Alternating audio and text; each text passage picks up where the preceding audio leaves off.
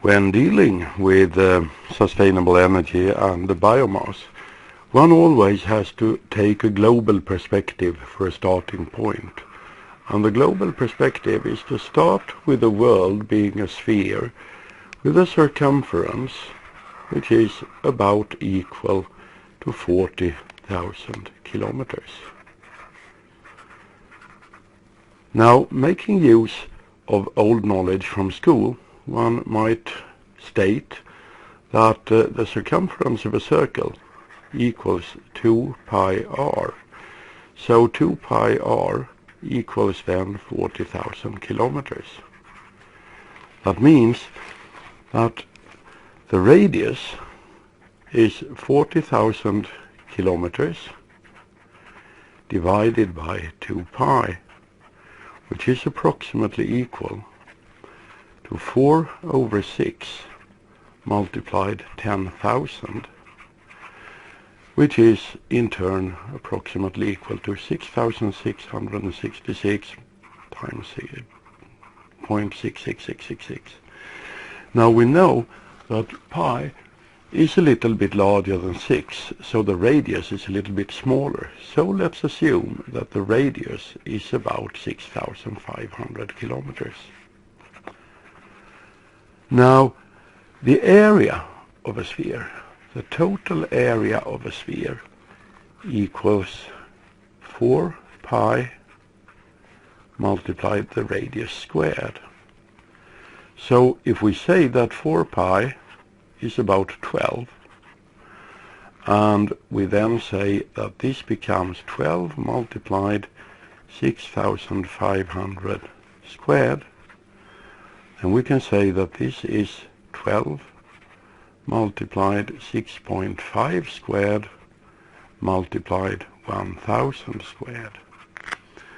Now 1,000 squared, that's 1 million, so that's no problem.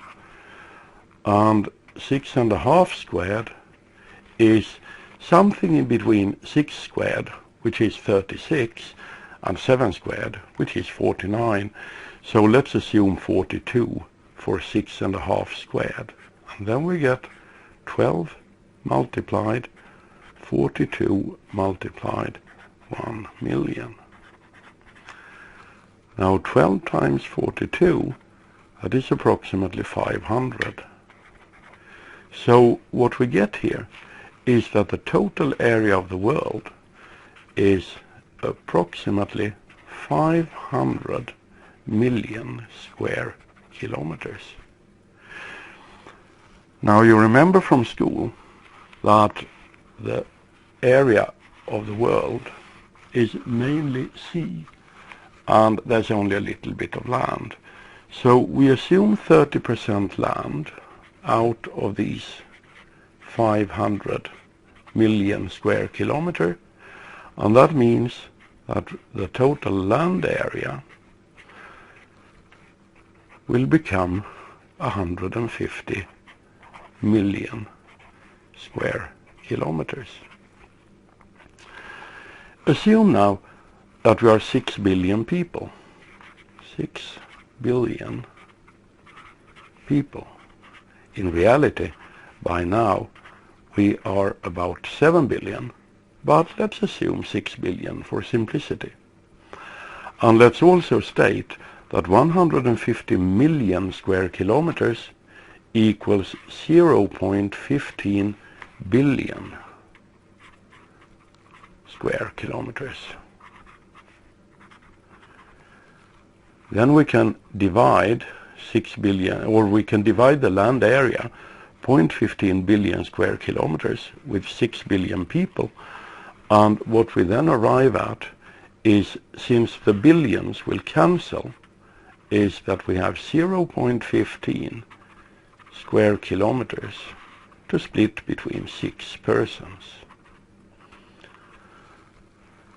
Now 1 square kilometer is 1 million square meters. So 0.15 square kilometers is 150,000 square meters to divide among 6 persons. That means that the total land area per person is 25,000 square meters. That is per person. Assuming now that a soccer field is 70 by 100 equals 7,000 square meters, you will come to the conclusion that each and every person on this planet has about 3.5 soccer fields of land. And the concept of sustainable supply, sustainable development, is to adopt our consumption patterns and our lifestyle to these 3.5 soccer fields. So let's then continue a little bit and look at these soccer fields and see what is on them. Watching this globe map rotating in front of you, you will notice how water is a dominant element of this world, and how the land areas are really not that big. You will also notice the different colors of the land. The yellow being deserts, the dark green being forests and vegetation. And then of course we have the polar areas. The gray areas are high altitude land, such as Alps and mountains. So the world is split into a number of so-called biomes. A biome is a collection of ecosystems that have something in common, something general in common. So water, seawater, is one ecosystem, and the seas constitute an ecosystem, a biome. Likewise, forests have something in common, whether they are boreal forests, tropical forests, or temperate forests. So forests together constitute another biome. Infertile land constitutes one biome. And then we have one major remaining biome, which is dry land, dry grasslands, such as the steppes and savannas in inner Asia and inner Africa. Biomes number 4 and 5 are rich grassland and such land that is rich enough to be agricultural land, to be used for agriculture without artificial irrigation. Now, the 3 major biomes, except for the sea, of course, the 3 major land biomes are infertile land, which constitutes approximately 1 football field out of the 3.5 for each of us. The second one is forests, again constituting approximately 1 football field out of the 3.5 we have per person. The third major biome is the dry grassland. This again constitutes approximately 1 football field out of the 3.5. So remaining for rich grassland, which is rich enough to carry cattle and grazing, and for the agricultural land, there's only half a football field per person. And 2/3 of that half football field is rich grassland. Only 1/3 of the half football field is agricultural land, fertile land that can be used for agriculture without artificial fertilizer or irrigation.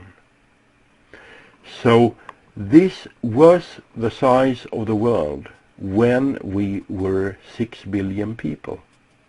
Today we are more than 7 billion, and the population is increasing.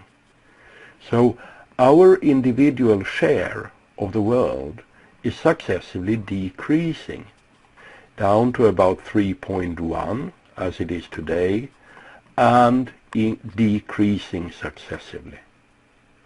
This must be considered when you are planning for a bioenergy-based system and for the use of biological material for energy purposes.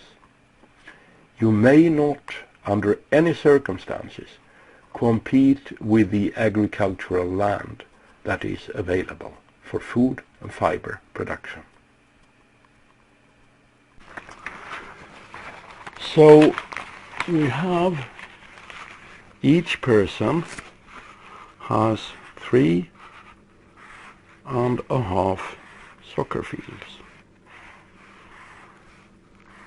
which should be rectangular and equal, but it's symbolically we have this area.